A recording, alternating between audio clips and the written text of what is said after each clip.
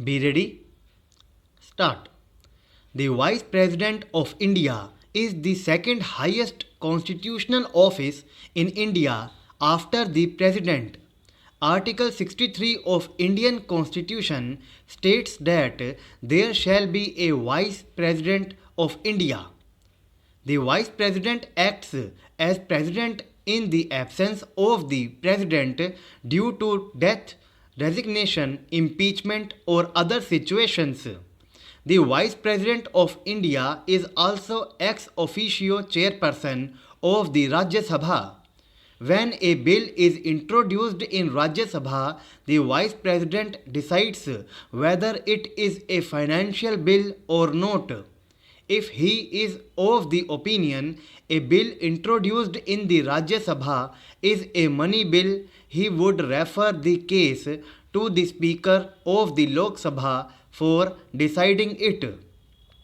Article 66 of the Indian Constitution states that the manner of election of the Vice President. The Vice President is elected indirectly by members of an electoral college consisting of the members of both houses of parliament in accordance with the system of proportional representation by means of the single transferable vote, and the voting is by secret ballot conducted by election commission. The Vice President of India also acts as the Honorable Chancellor of Punjab University, Chandigarh. As in the case of the President, in order to be qualified to be elected as Vice President, a person must be a citizen of India, have completed more than 35 years of age, not hold any office of profit.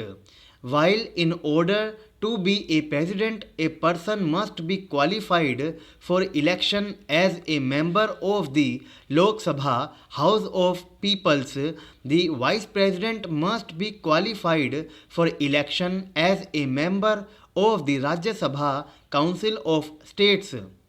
This difference is because the Vice President is to act as the ex officio chairman of the Rajya Sabha.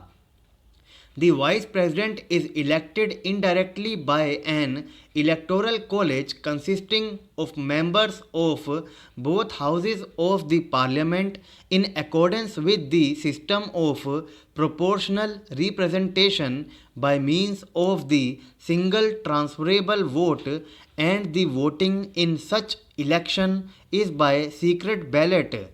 The election of the Vice President is slightly different from the election of the President, as the members of state legislatures are not part of the electoral college, but the nominated members of both the houses are part of electoral college for the vice presidential election.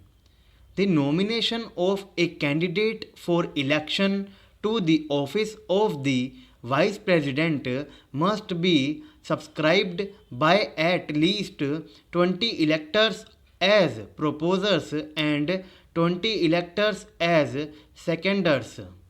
Every candidate has to make a security deposit of rupees 15,000 in the Reserve Bank of India.